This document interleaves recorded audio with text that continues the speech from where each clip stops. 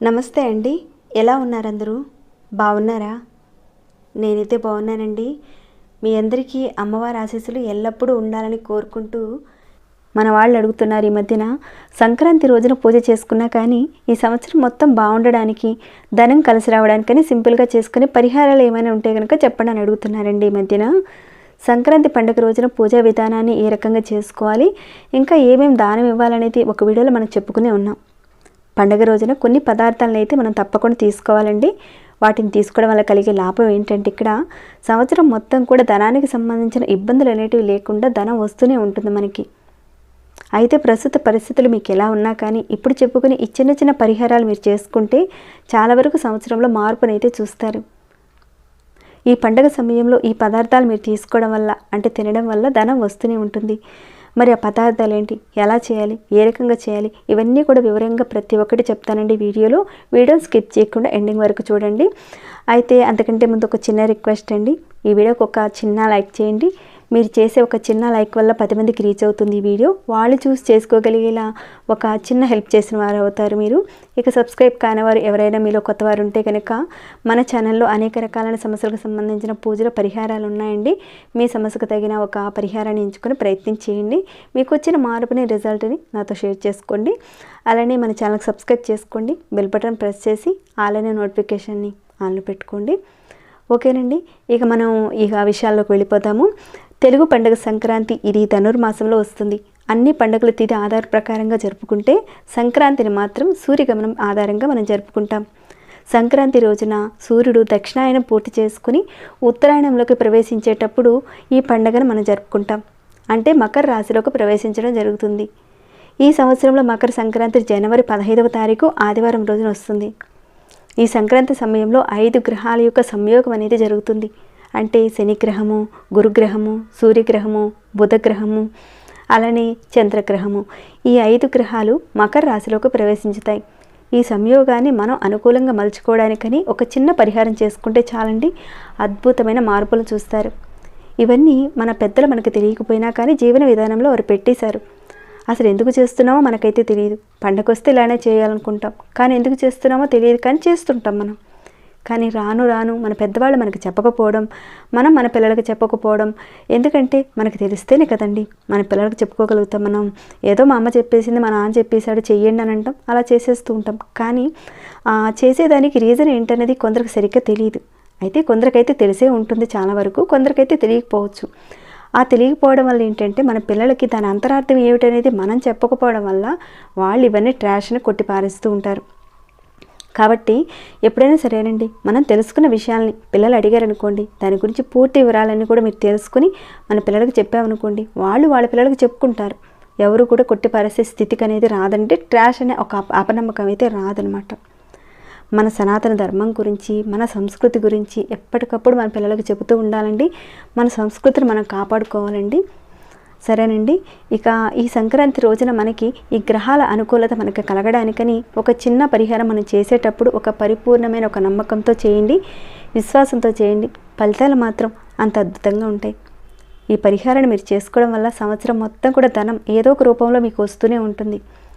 ఈ మకర సంక్రాంతి రోజున బియ్యము, అలానే పెసరపప్పు, బియ్యం బెల్లంతో చేసిన పదార్థాలను, అంటే పరమాన్నము, ఇలాంటి నైవేద్యాలు మీరు చేసి దేవుడికి నైవేద్యంగా పెట్టండి. పెట్టిన తర్వాత మీరు ఇంట్లో ఉన్న కుటుంబ సభ్యులందరూ కూడా ప్రసాదాన్ని తీసుకోండి.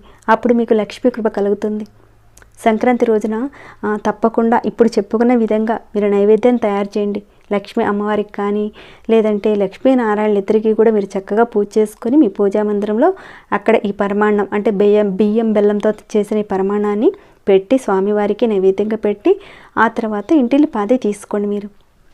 ఇంకాను ఇక బెల్లం నువ్వులతో చేసిన పిండి పదార్థాలు ఈ సంక్రాంతి వస్తుందనగానే చాలామంది చేసేస్తూ ఉంటారు కదండి, ప్రిపేర్ అయిపోతూ ఉంటారు కదా.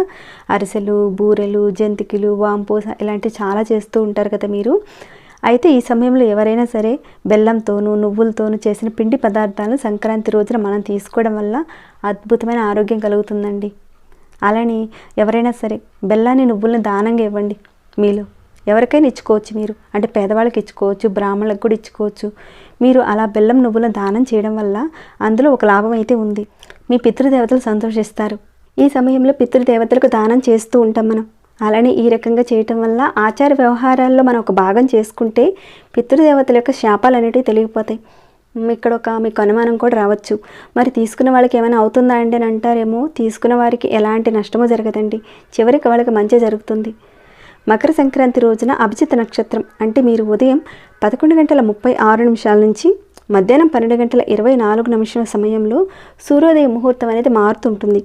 కాబట్టి మీరు ఉదయం 11:36 నుంచి మధ్యాహ్నం 12:24 మధ్య సమయాన్ని అభిజిత్ నక్షత్ర ముహూర్తము అని అంటారు. ఈ అభిజిత్ నక్షత్ర ముహూర్తంలోనే ఇప్పుడు చెప్పుకున్న ఈ సమయం మధ్యకాలంలో మీరు ఏం చేస్తారంటే కాస్త ఉప్పు కల్లుని నోట్లో పెట్టుకోండి. పెద్దగా ఎక్కువేం కాదండి, ఒక చిన్న పలుకుని వేసుకోండి. మళ్ళీ మీలో కొందరు అడుగుతారు, అది రాతి ఉప్ప అండి, నార్మల్గా ఉపయోగించుకునే మెత్తటుప్ప, ఏది వేసుకోవాలండి అని మీరు అడగచ్చు. కల్లుప్పును మాత్రం వేసుకోవాలండి. ఒక చిన్న పలుకుని నోట్లో పెట్టుకోండి. ఇలాంటి చిన్న చిన్న పరిహారాలకి కళ్ళుప్పుకి చాలా వరకు ప్రాధాన్యత ఉంటుందని మీ అందరికీ తెలిసిందే. అలానే మనం పరిహారాలు చెప్పుకుంటూనే ఉంటాం. కాబట్టి మీరు 1 కేజీ ఉప్పు ప్యాకెట్ని ఇంట్లో కొని తెచ్చి పెట్టుకోండి. ఈ రోజుల్లో చాలామంది మెత్తటి సాల్ట్ని ఉపయోగిస్తూ ఉంటారు. ఒకవేళ మీ ఇంట్లో ఈ రాతి ఉప్పుని ఉపయోగించుకోకపోయినా ఇలాంటి చిన్న చిన్న పరిహారాలకు ఉపయోగపడుతుందండి. కాబట్టి 1 కేజీ ప్యాకెట్ని ఇంట్లో కొని తెచ్చి పెట్టుకోండి. ఈ రకంగా చేయటం వల్ల ధనానికి, ధాన్యానికి ఆర్థికంగా లాభం చేకూరుతుందండి. చాలామంది చేస్తూ ఉంటారు కానీ అర్థం కాదు, ఏంటోలే అనుకుంటాం. కానీ దాని వెనుకున్న పరమార్థం ఇదనమాట.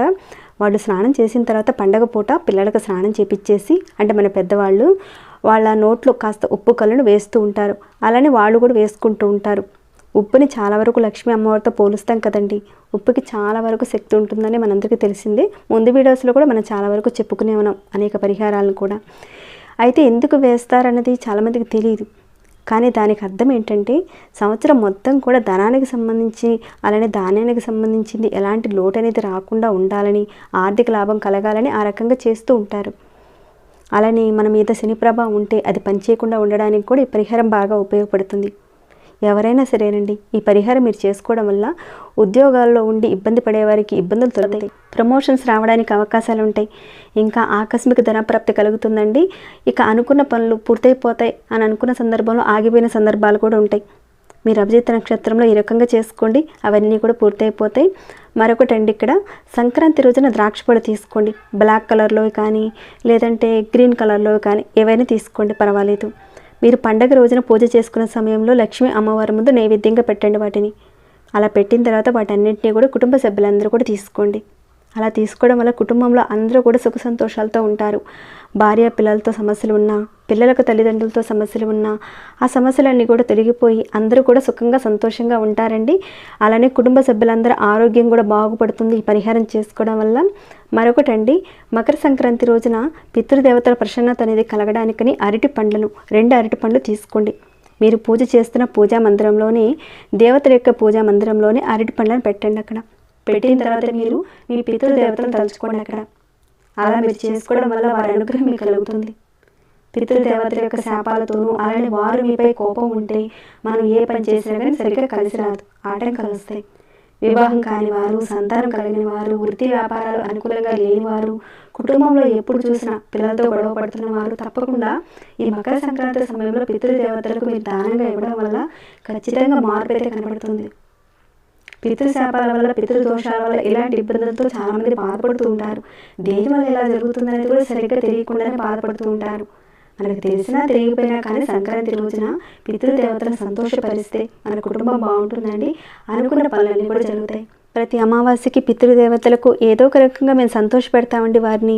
కంపల్సరీగా ఈ సంక్రాంతి రోజున కూడా చేయాలని మాత్రం అడగండి. వారి యొక్క అనుగ్రహం మీరు ఎంత తీసుకుంటే మీ కుటుంబం అంత చల్లగా ఉంటుంది. ఇప్పుడు చెప్పుకునే పరిహారాలు పెద్దవేం కాదు, చిన్నవే కదండి, విన్నారు కదా. పెద్ద ఖర్చుతో కూడుకున్నవి కాదు. చిన్న పరిహారాలు అయినా కానీ ఫలితం మాత్రం అంత అమోఘంగా ఉంటుంది. కాకపోతే నమ్మకం పెట్టి చేసుకుంటే లాభం పొందుతారు. తప్పకుండా ఈ సంక్రాంతి రోజున ఇప్పుడు చెప్పుకున్న ఈ చిన్న పరిహారాలు చేయండి. ఆరోగ్యం బాగుంటుంది, ధన సంపద పెరుగుతుంది, ధన లాభం కలుగుతుంది. నమ్మకం పెట్టి చేసుకోండి. అమ్మవారి యొక్క ఆశీస్సులు మీకు ఎప్పుడు కూడా కలగాలని కోరుకుంటూ ఈ వీడియోని ఇంతటితో ముగిస్తున్నాను. ఇంకేమైనా డౌట్స్ ఉంటే కనుక అడగండి, రిప్లై ఇస్తాను. మీ మనసుకి ఎలా అనిపించింది అనే మాట కూడా కాస్త కామెంట్ ద్వారా నాకు తెలియచేయండి.